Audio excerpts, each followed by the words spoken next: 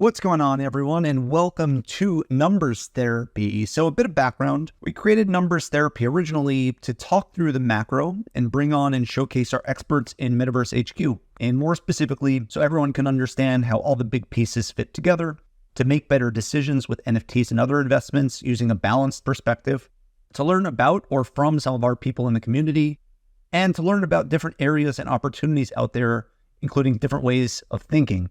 More on MVHQ, which we call MVHQ. MVHQ is the top Web3 trading and networking community, and we showcase traders, analysts, builders, and a variety of other rising experts in the space. All right, GM, everyone. Welcome to Numbers Therapy, episode 56. Today's episode titled Zhao's Journey from Favela to Financial Freedom. It's alliterative. It sounds like a game. More importantly, we're back on the road with Numbers Therapy. We're traveling to Brazil and a couple other places, showcasing the global nature of Web3. Here at Numbers Therapy, we're talking through the macro, operational, financial, technical, trading-based, other dimensions of Web3, and have some good laughs along the way. For everyone who's live, feel free to ask questions. We'll catch them. And lastly, Numbers Therapy, as we know, is NFA, as in none of what you hear in here is financial advice. So, without further ado, and on to today's guest and episode. For any of us Javiana wearing, Neymar watching, Giselle sweating boomers, we probably have a lot of appreciation for the beautiful, cool, bright country that Brazil is and what it represents. Yet beneath that shiny exterior, of course, there's a far more in-depth context and history of Brazil, one rife with class division, currency weakness, and a history of corruption and politics. And while every nation has similar flavors of issues, some of the results from Brazil have, of course, been crime, limited opportunity, and some other factors. As we all know, the journey and come up, though, is all that matters, and today's episode is the epitome of this. Today's guest has a truly interesting story and journey that might seem at times like some movies we've seen, with an equally beautiful, if not more pragmatic ending. Equal parts pure savvy and analytical, today's guest is another shining and beautiful example of how global Web3 is, even in these down markets. And while not everybody has the same background, I'm confident that everyone will be able to pull several lessons and excitement from today's show. I'm very proud to have him on Numbers Therapy today, and we're all very happy to have him in MVHQ. Please, everyone, welcome Joe to the stage, everyone. Joe, how are we doing today? Hey, hello everybody. I'm okay. It's a little bit late here in Switzerland. I would like to thank you for the introduction. It was very sweet. For sure. And anybody who's listening live or recorded and you're confused that we're in Switzerland already, A, we have very fast planes at Numbers Therapy. B, the journey, of course, evolves. It wouldn't be a simple journey if it just started and ended in one place. We'll get into that in a little bit, I believe. So Joe, let's kind of start with a bit of this background if we can. Usually, when we have folks on the show, we tend to go a little bit more recent in terms of hearing some background to be able to frame correctly. But I think your stories, from what I know at least, is best told going even earlier if possible. So you and I talked, and you kind of self-admittedly said that you started at, a disadvantage, that you became aware very, very early. Can you talk about and share your background and paint the picture for everyone here so they can kind of travel over and ride with you on this journey? For sure. So, as you said, I come from Rio in Brazil, which is a beautiful city. I love the place. All my family is there. But I came from a very poor part of Rio, right? I come from the favelas of Rio, one of the biggest one from South America, if I'm not wrong. So I have half of my family on those favelas, and I have another half that lives in the seaside of Brazil, which is in the state of Rio as well. So a very poor background, I would say. So since I'm very little, I always try to get some, I try to be out of the curve, I would say, since I'm new, just to get a little bit extra money to help in the house, help buying new shoes and stuff simple stuff that you need every day.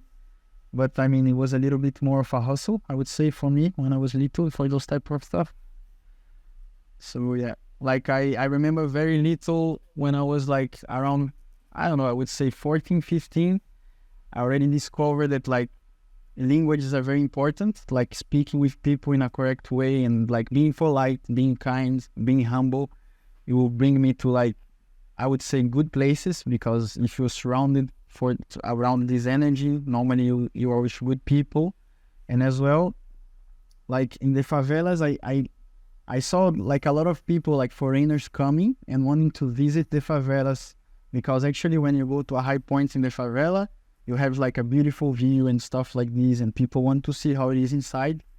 So when I was around 15, I started like learning, I would say like with music, like a lot of rap and like series, English, right? So I used to like listen with subtitles and with a dictionary, and I was like translating stuff by myself. And with that, I already started like doing tour guides in the favelas for the foreigners that would come, and I would show the favela, and then with that get some extra money and helping the home, like buy me new shoes, or like, I don't know, buy me some stuff that I wanted, you know, extra, and to help in the house most. So Well, yeah, that's, yeah. So what was the kind of frame of mind that you had in the beginning, by the way? Like, what were you looking for to be able to kind of spot this opportunity, see the angles? Like, how are you thinking about this? Was it just as simple as like you kind of spotted somebody going, you saw that they were having the tours, you saw that it was in English, and you're like, I'm just going to learn that. That seems like a good opportunity to tap into. Like, how are you thinking about this?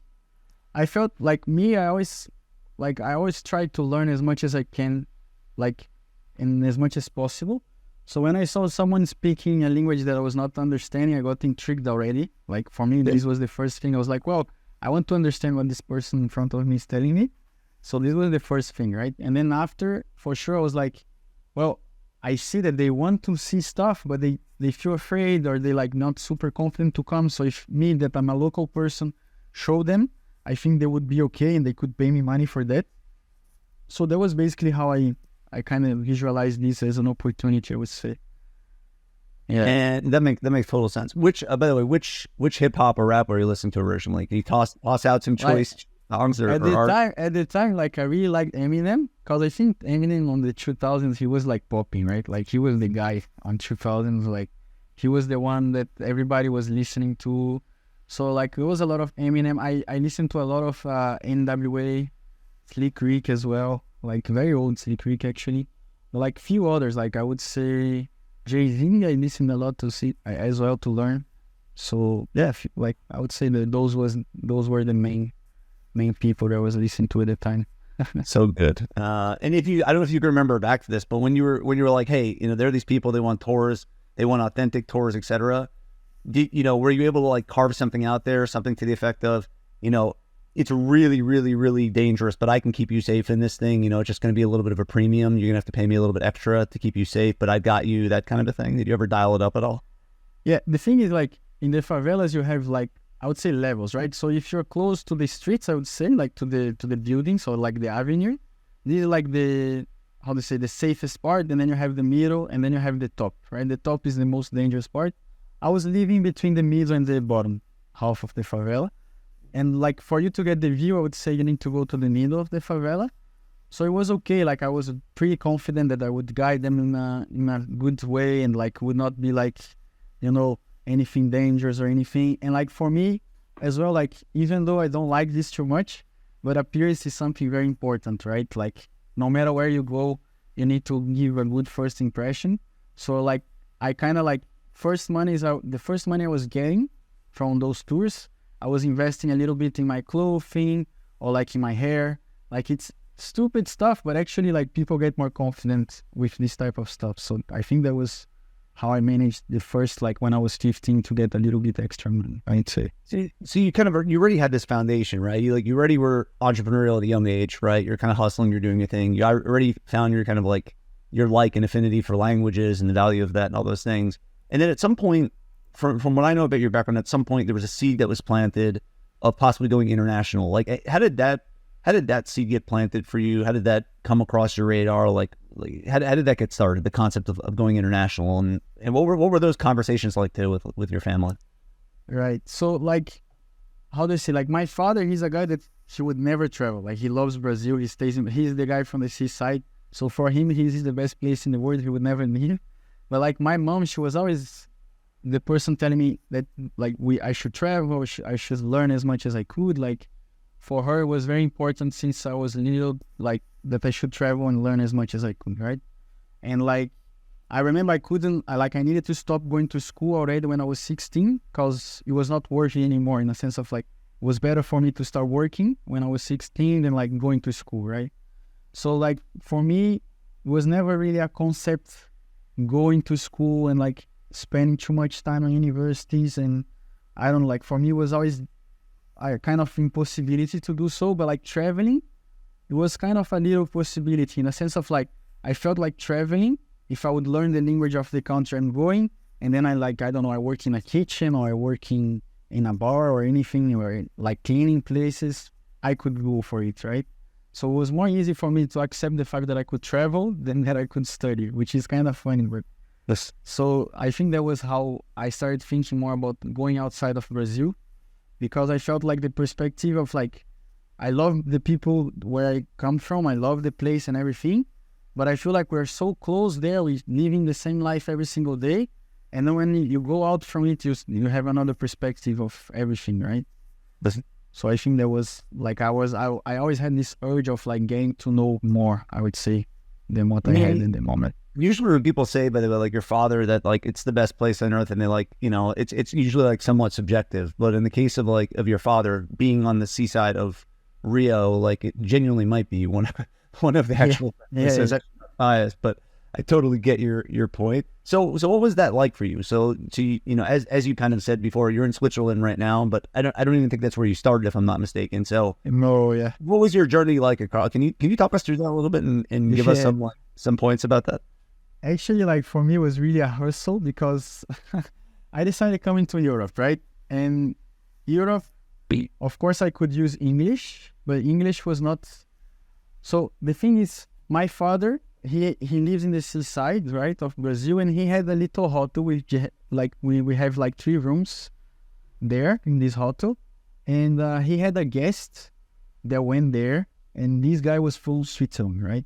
So I didn't even know about this guy, but when I was 17, I didn't want to go to uni, so I contact my father and say, hey, do you know someone maybe that went to the hotel? Like it was really like random, right? And my father was like, oh, I have this Swiss guy that came here. He said that he's starting a summer camp, you know, and I was 17, right? About to become 18. And like, I was like, maybe like we can try to contact him and see if I can do something for him and everything. And then I think my father gave me his mail, and I sent him a mail in English saying that I was interested to like come into Switzerland to learn like languages. Like at the time I said like, I'm really excited to like discover new cultures, like learn French and like maybe do something related to hotelery with you and stuff, because my father said he was interested like in this type of stuff. So like I just wrote an email like as sketchy as I could, like in a sense of like, I tried to be as honest as I could, you know, but at the same time I wanted to show how much I wanted to be outside of Brazil. And then the guy answers me after 1 month, more or less, saying that he had a summer camp that he was starting here in Switzerland for teenagers, right?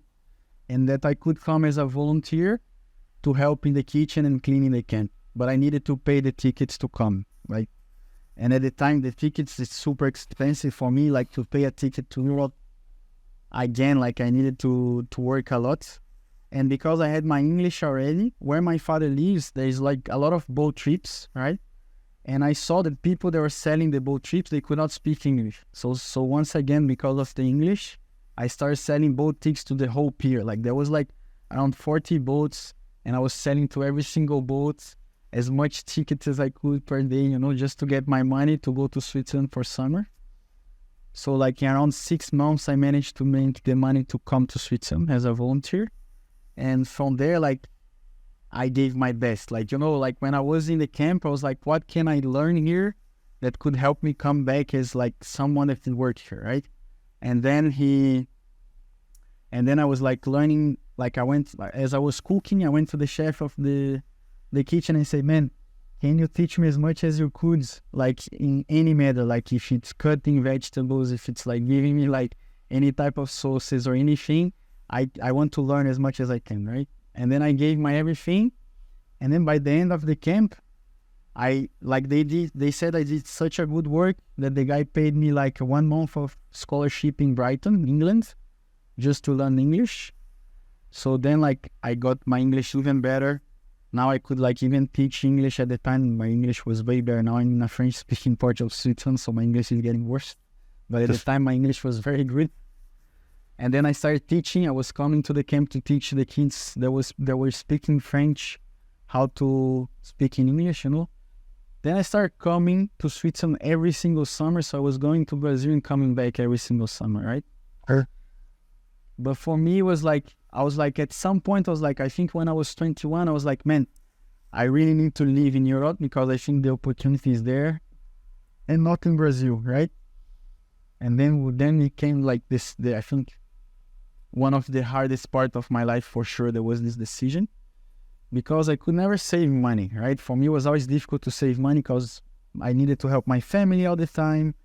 And for me, it's always very important to help the family. So I was like very focused on every time I had some extra money, I was helping my family with it.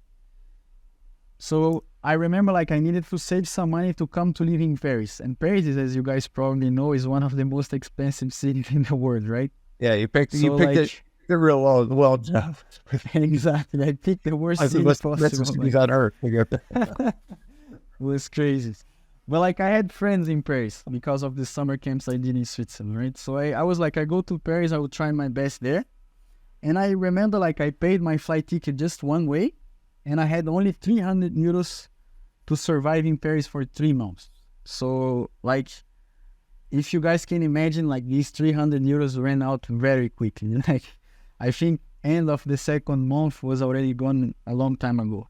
So like by the third month, I remember I could not even, like I didn't have money even to eat, right? So I was like, fuck, I need to come back to Brazil. I was like already started to freaking out because it was the first time in my life that I didn't even have money to eat. So I was like, fuck, man, this is crazy.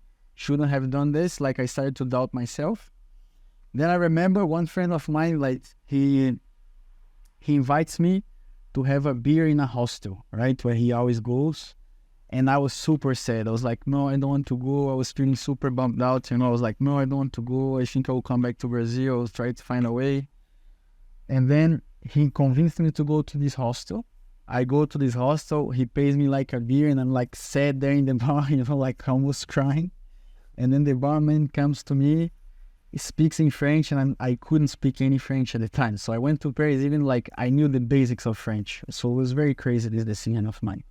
Then like the barman, he realized my accent, in English. And he starts to speak with me in Portuguese, but the Portuguese from Portugal. He was Portuguese, right? So I tell him my history and everything.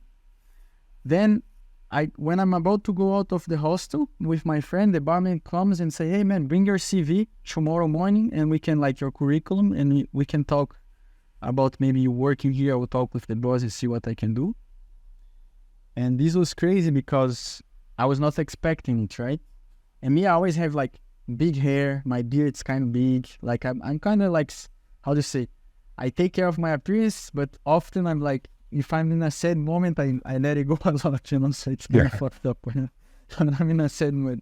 And then I was kind of in the sad mood, and then I do my beard, I do everything, I take some good clothes, I go to this interview because the boss calls me like after 24 hours, he says, hey, come this afternoon, and I want to see you to see what we can do with you. And then I remember like this was the craziest interview of my life because she was a French woman, like very French. And like she was smoking a cigar in a terrace, drinking a glass of whiskey during the interview, right? And then like I arrive in the place and then she starts speaking to me in French. I don't get anything, like I didn't know any French at the time. And then I was like, and I don't get anything. And then I answer her in English saying, hey, I'm sorry, but I don't understand any French. I just remember her like laughing, like she just cracked a laugh. She was like, oh my God, man, how are you applying for a job in Paris as like in a hostel and you don't even know how to speak French? Like if you're in my position, would you hire yourself? And then like I had, like it was a crazy situation. And then I was like, I told her like, if you know the amount of, like how to say, the amount of effort I would put to learn French and to do a good job, I would hire myself. I told her, And then she laughed again. Like she was kind of making fun of me, but at the same time being like very cool. I don't know. I think she kind of tried to break the tension because she saw I was nervous. I mean, And then like we it talked. probably helped to break the tension also that she had the glass of whiskey in her hand too. and Yeah, like she was Right. screaming.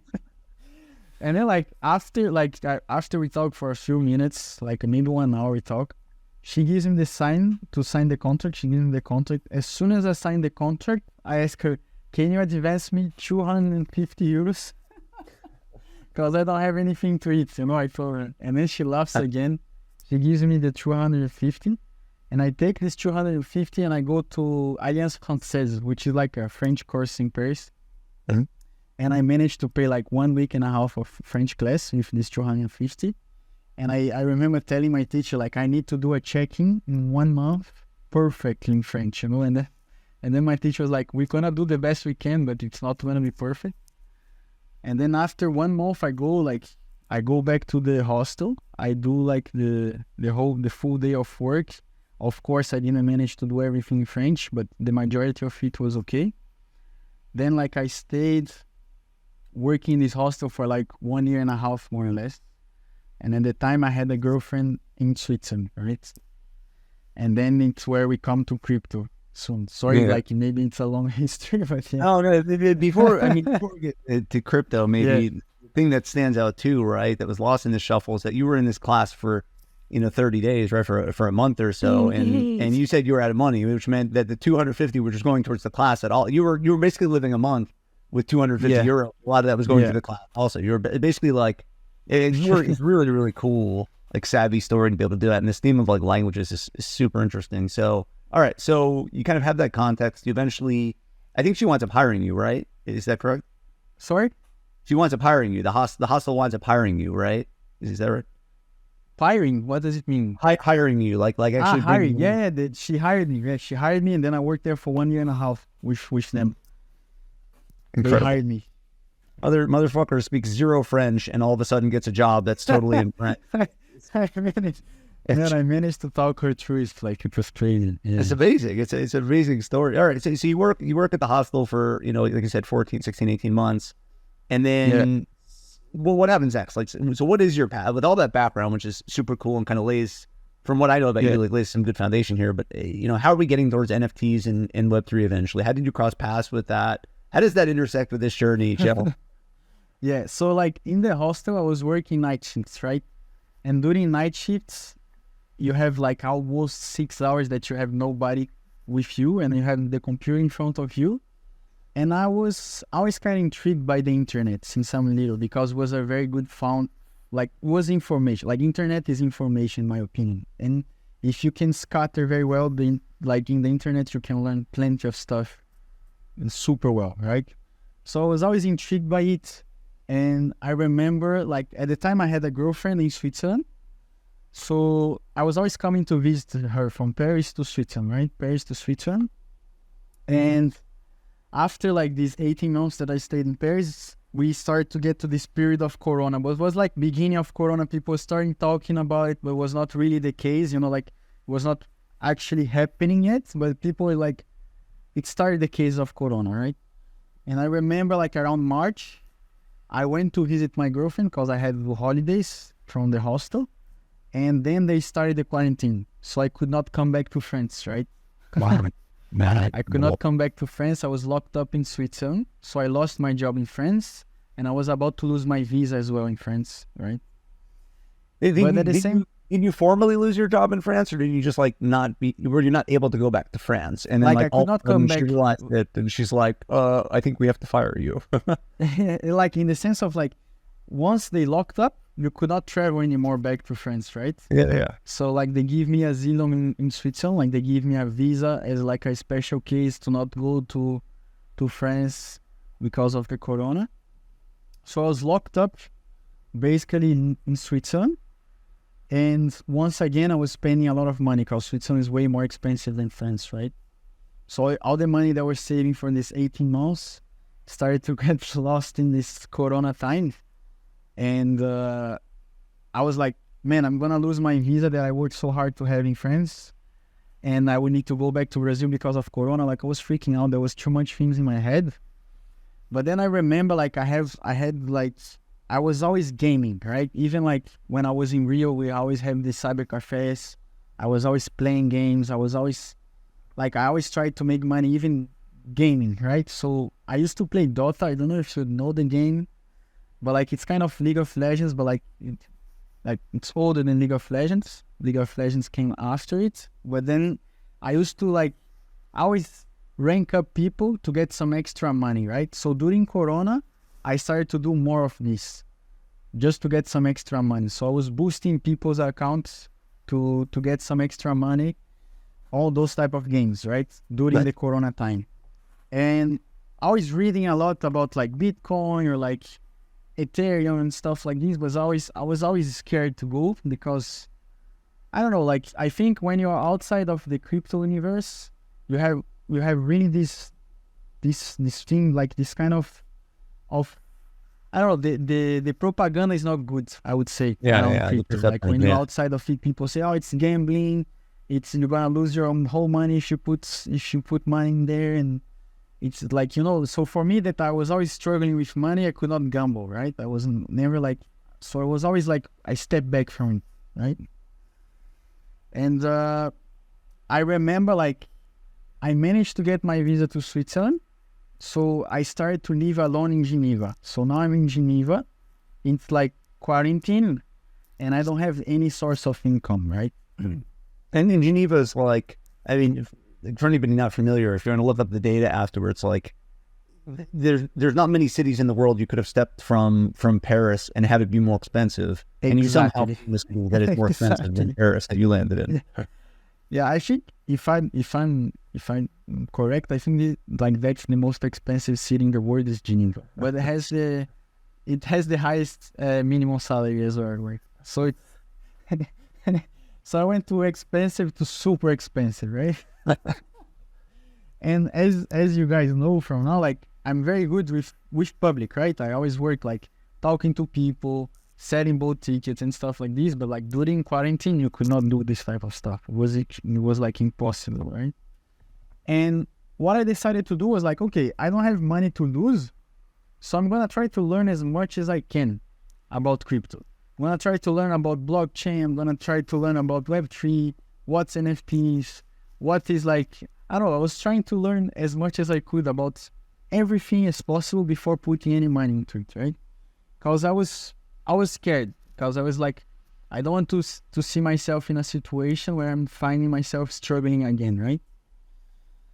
And I think I started like during almost when did COVID start? When did Corona start? I don't remember. March of 2020, yeah. March 2020. So I would say I started learning about crypto, I would say 3 months after that or 4 months after that. And then I kept only reading and like seeing YouTube videos or like trying to go into some groups and like grinding for like whitelist but never working out. Like it was really like very difficult for me to start it, right? Because I didn't want to lose. For me, I always had this in the back of my head. I don't want to lose, right? And I remember I only took the courage to put some money into it like end of 2022, I would say, right? Because I don't know, like I was reading a lot, and I remember at the time, what was his name? I forgot. Like, he's from Australia as well. Like, I followed a lot of his content. 1 second. I mean, it was a guy that he was creating content. He had a moonbird, I remember, and he was creating contents like threads on Twitter about how to trade NFTs, how to get into NFTs and stuff like this. And I got very interested in NFTs because I felt like, well, it looks like, because I was always seeing the shit coins. Zeneca, exactly. Thank you, Mitch. Wow, good catch, man. Good catch, Mitch. Exactly. I was thinking So, about like, it. Yeah, it's a good catch, Mitch. Yeah.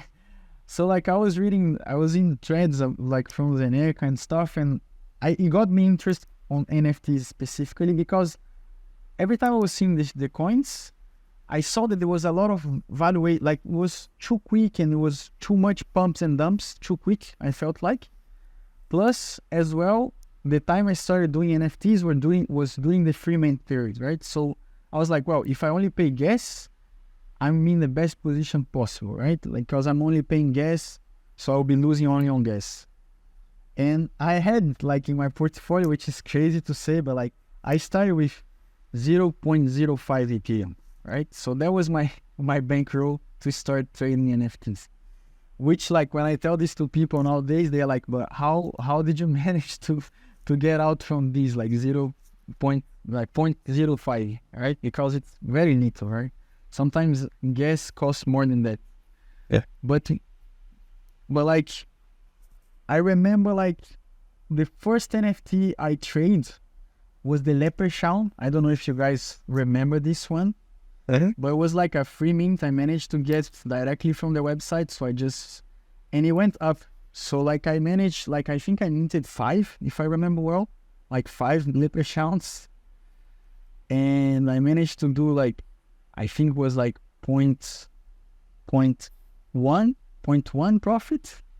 Like it's so long ago, but I think I did like, so now I had like 0.15 Ethereum, right? Well, what was that? Hold on a sec. Before we keep moving on, what was that first trade for you, by the way, right? Like, obviously, with you being really risk averse, given everything, right? And you're probably sitting there, you know, should I click this button? Should I not click to be able For me, I swear, like, what is this like?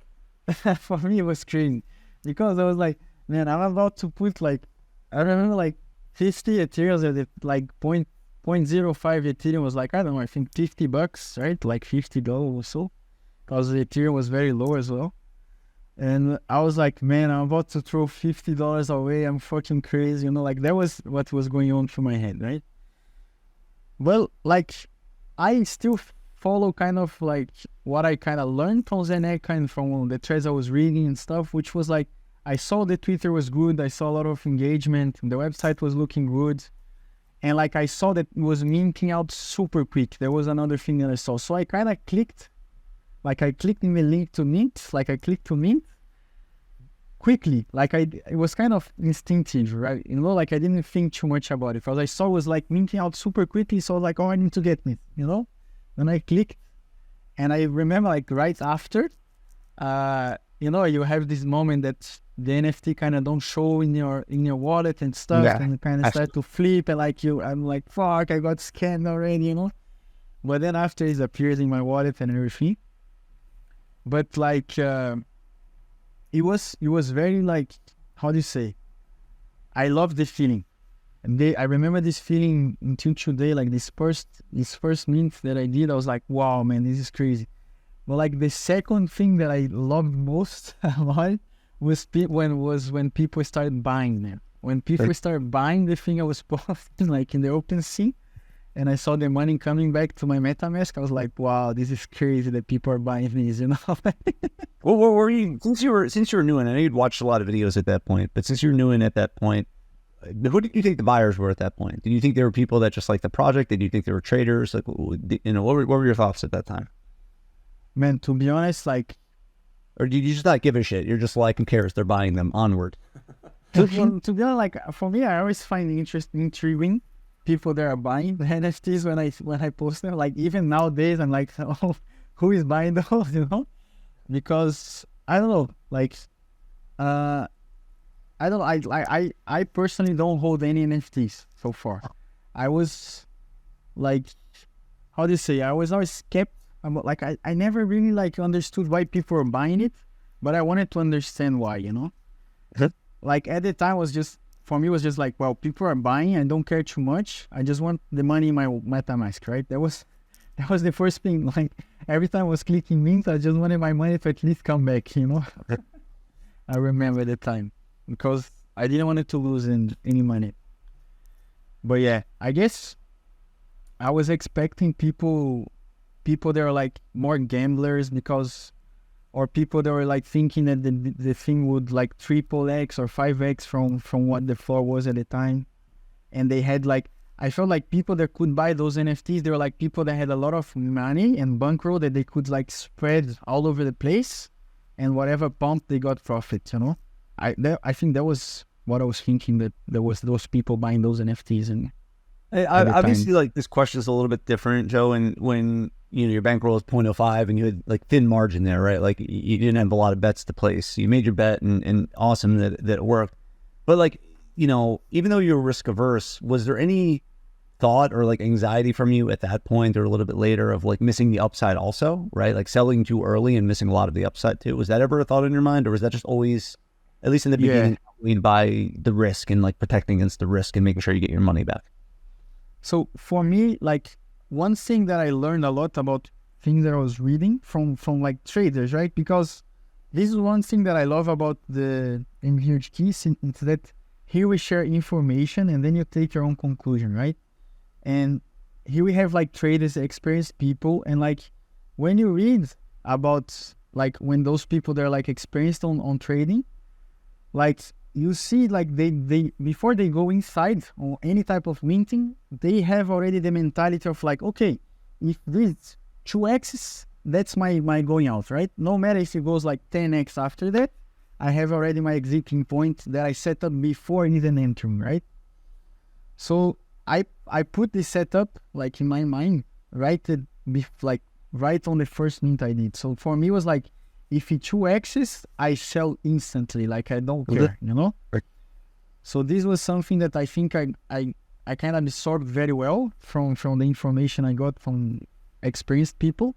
And I think it's super valuable. Like, I think when you have a strategy before you enter, you already kind of safe, you know, somehow. Like, it's better than when you like, oh, let's see if it goes up.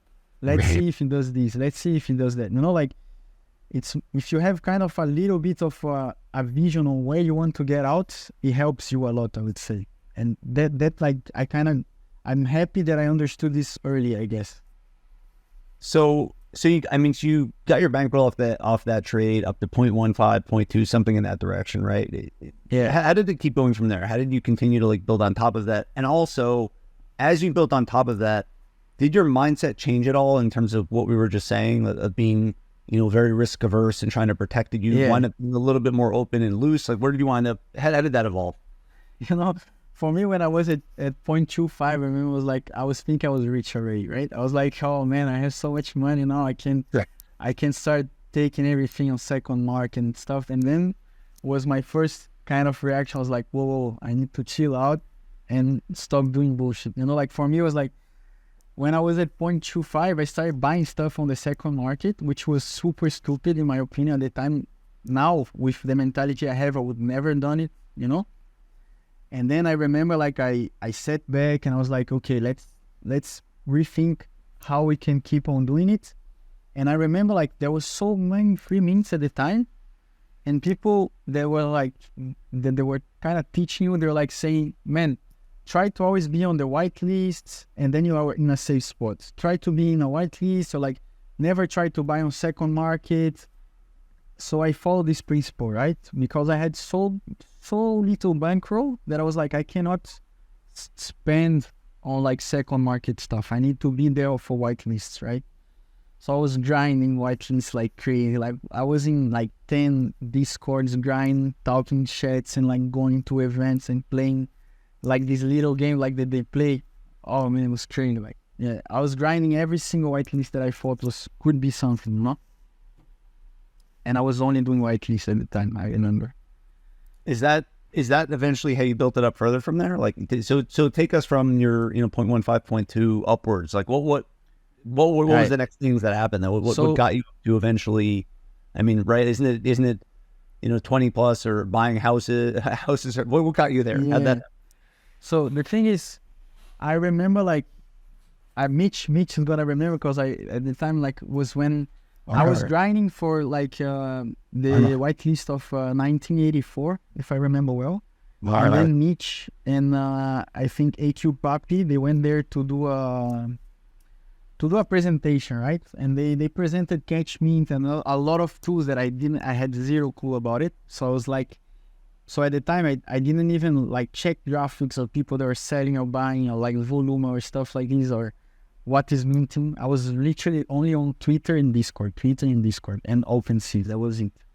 And I had this, I went to this presentation that Mitch did.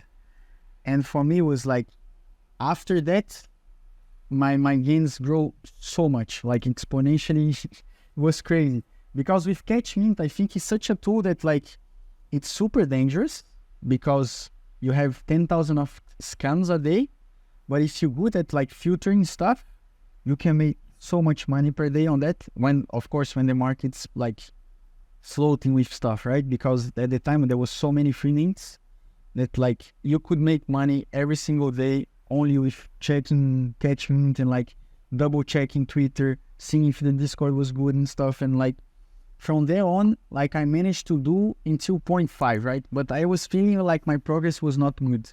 Okay, I was like, it's going okay, but I wanted to do more.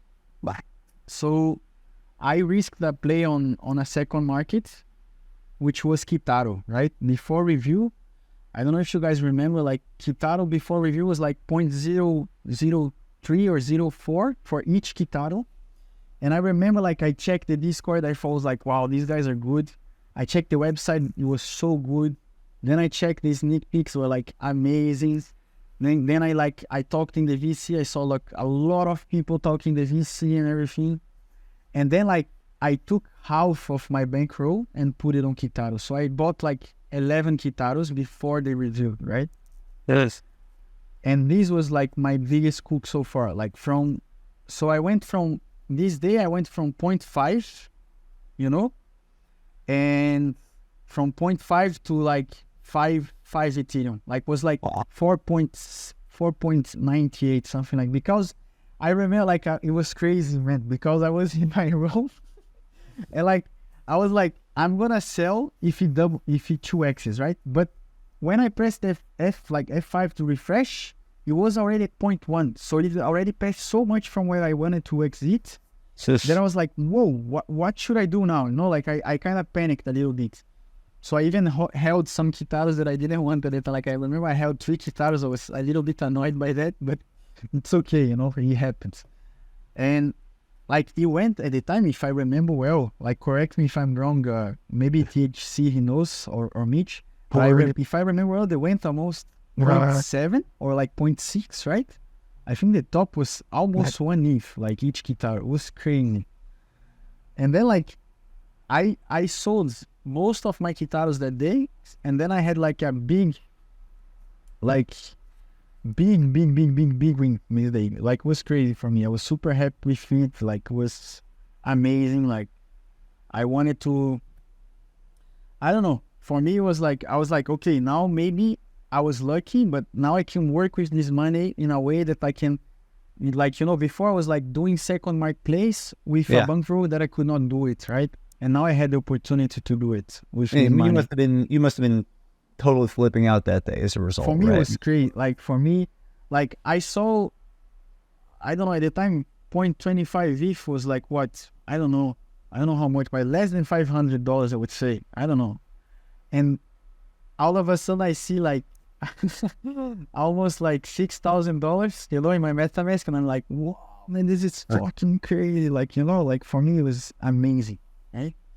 And I love the feeling as well of doing it. Like for me, the feeling was very good as well of doing it. Of course. So I wanted to keep on doing it, right?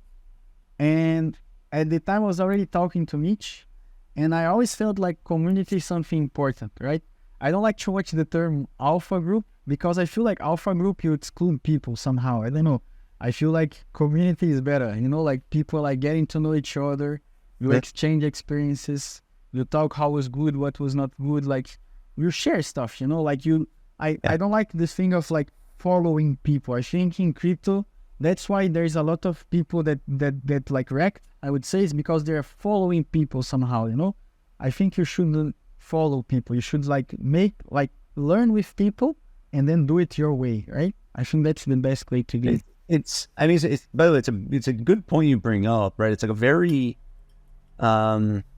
incredible, but also kind of fascinating case study, like with MVHQ, right? Where anybody looking at this in the outside in, like you said, at the start with crypto, like there's always kind of a bit of a perception issue, whatever. So the concept of a handful of people, many of whom have like PFPs on or non or whatever else it is, and somehow there's like enough connective tissue that exists in there such that there's a lot of trust and everybody does help each other. And it's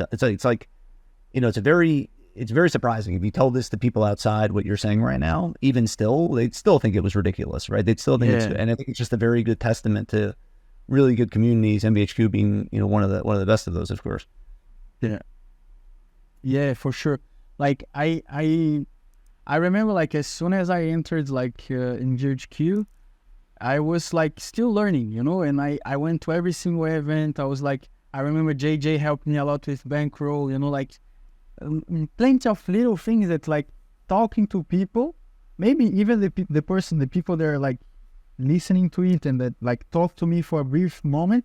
I'm sure you helped me somehow, you know, and like I say this genuinely because I feel like every person I met here, they helped me somehow, you know, even though it was like only to just relax or like to get my head in the game or like to teach me about a tool or like, I don't know, talk about experience.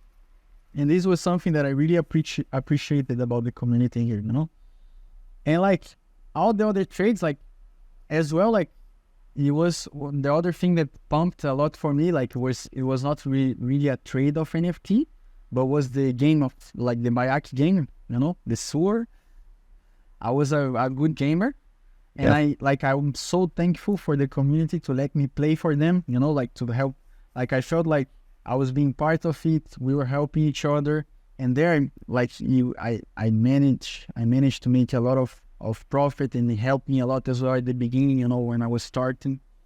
But like there was many calls, man. I remember right after I had a breakup with my there was another girlfriend already, like because it's like right after like I had a breakup. I remember like Jake, he posted the Gitcoin. I don't know if you guys remember, which was a cook. Like Gitcoin was crazy, and I was here in Discord. I was really literally crying. Like I was crying doing the operation because I was like, I was so sad about like the breakup with my girlfriend. And then like I remember buying Bitcoin, I think it was like 0.003, and it went up to like 0.7, you know, each. And like I was selling those and crying. I was like, oh my God, but at the same time, you know, like it was crazy. But there was many plays that happened. And I think if it was not because of the community or being around or making connection, I would never be where I am, you know? Is it, so Joe, now, is it true? Is it rumor? Is it true that you only date girls in less expensive cities now around the world? Is that... No, brother, no. I'm always dating old men. I always date them here, like where I am, and it's so expensive, bro. I actually have a few questions for you, but before we get to that, I mean, I think as the story goes, right, is that you built this up and eventually you bought your mother a house. Is that true, by the way? And if so, I mean, yeah.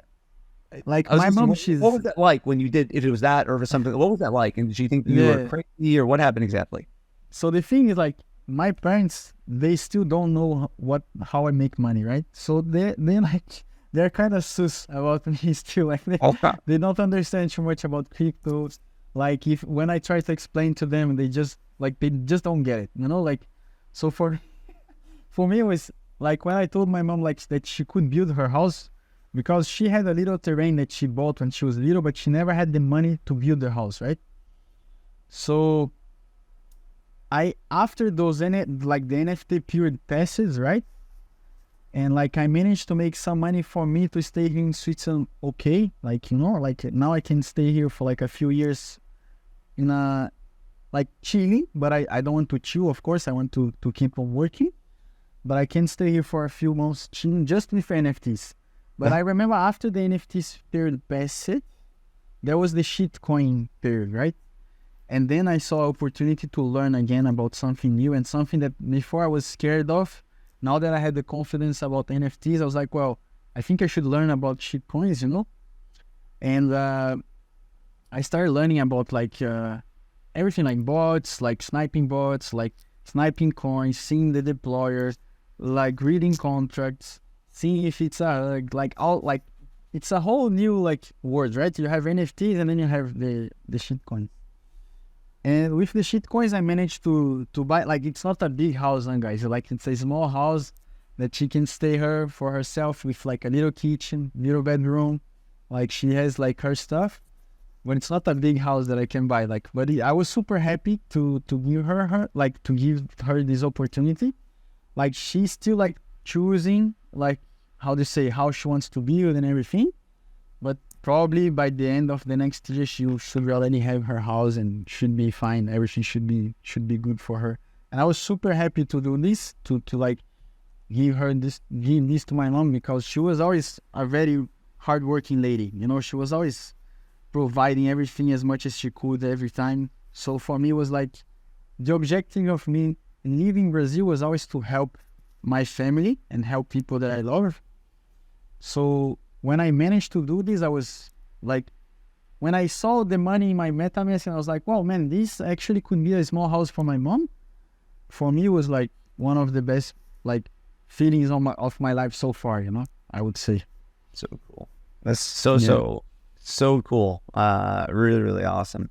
So Joe, a couple of questions here with our time left that I'm curious about. I'm sure the audience might be curious about too. Sure. Okay, so we had that period. We had, as you said, the NFT period, shitcoin period, as we call it in history, and we're kind of here now.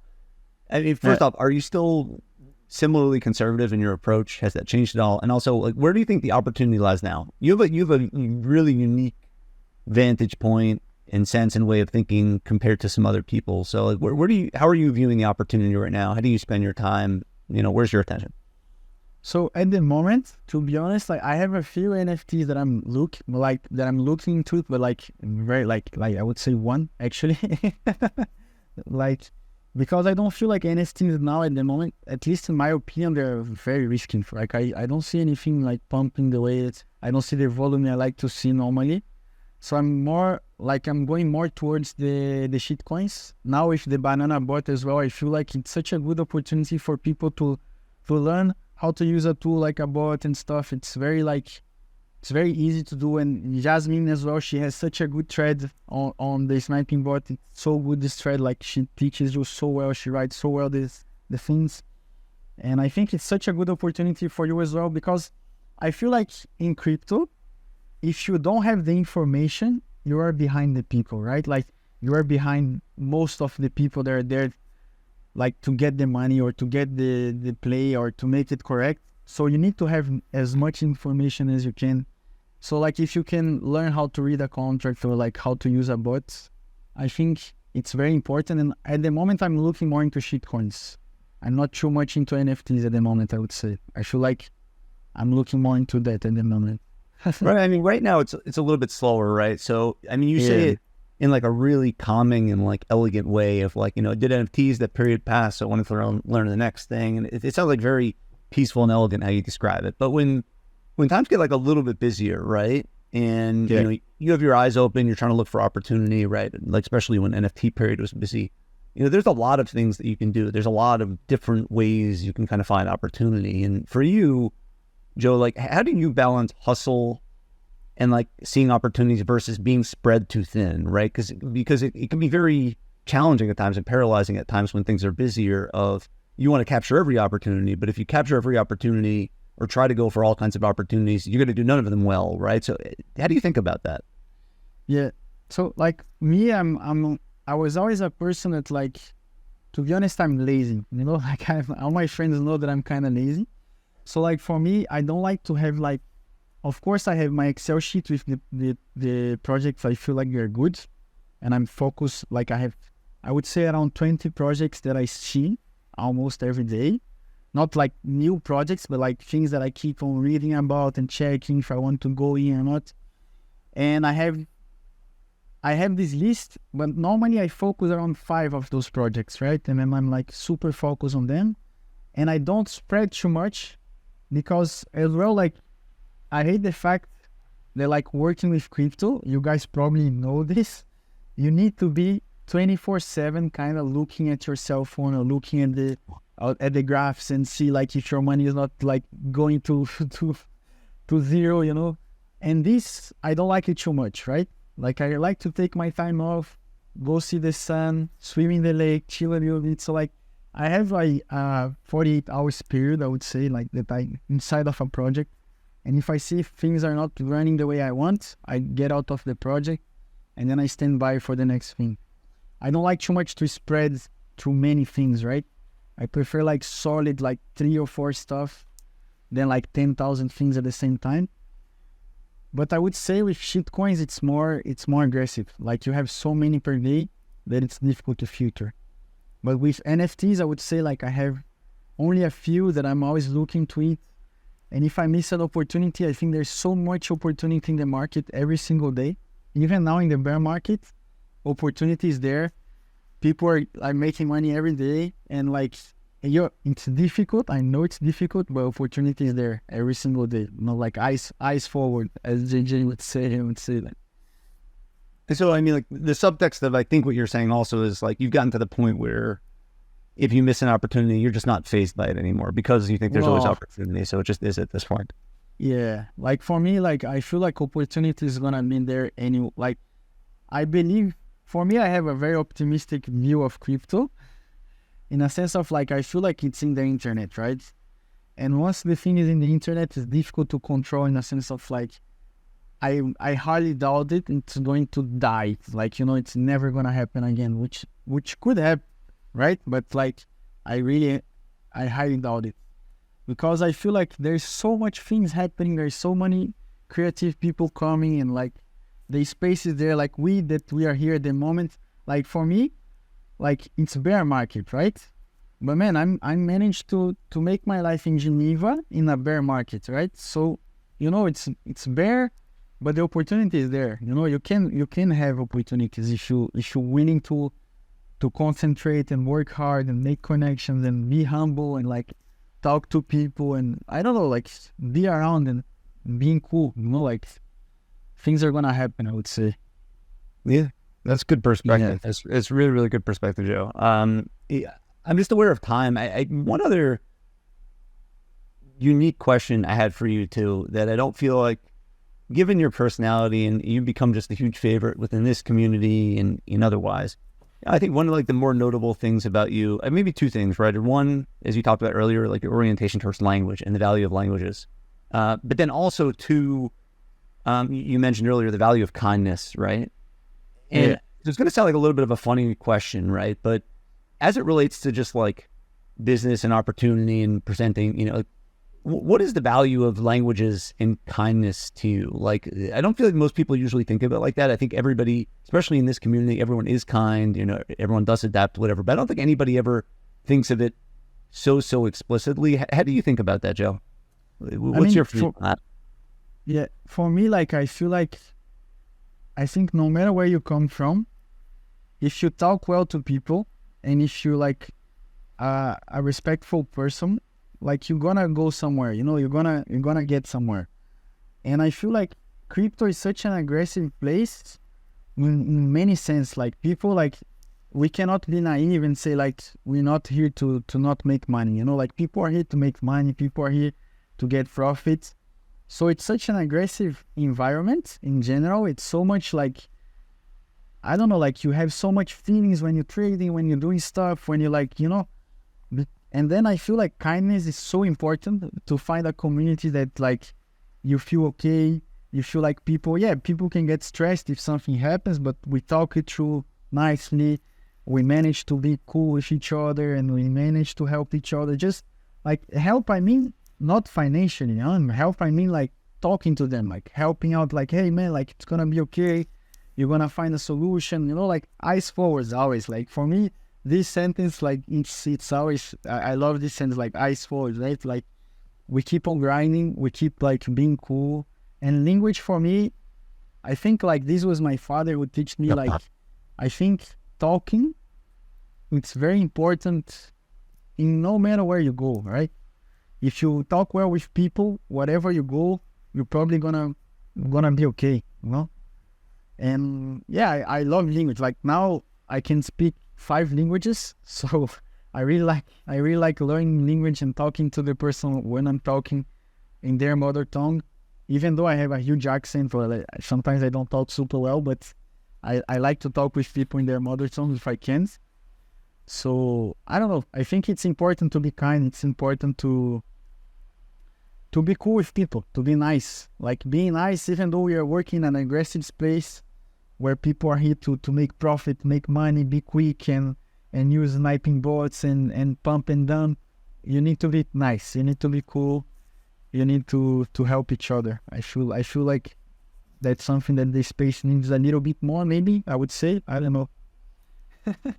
Oh, makes a lot of sense, Joe. I mean, so good, really, really well said, very transcendent. I feel like also pretty funny that now all of a sudden you're pushing to learn all these additional languages because you don't want to get put in the hostile situation again, where you run into the situation where you have to speak the language. Yeah. That's a good step to learn it. So, so good, Joe. I mean, I loved hearing this background in this conversation. So cool. I mean, it's cool that you're willing to share kind of your pathway, and it's such a good ending. And I don't think it's the ending, right? I think it's just this phase, and it's going to continue on. So I'm super excited to see how you continue on, and super happy to have you in this community, as I'm sure many other people are. So really appreciate you coming on, everyone live. I hope you enjoyed that that kind of journey. We're gonna have some other international journeys coming up too, for whatever it's worth. We're back on the road a little bit more with numbers therapy, but really appreciate you again, Joe. And we'll see everybody a similar time next week. I think we're going to be moving to Fridays moving forward, or at least see how that goes for a little bit. So see everybody hopefully next Friday. Thanks so much, everyone. Thank you.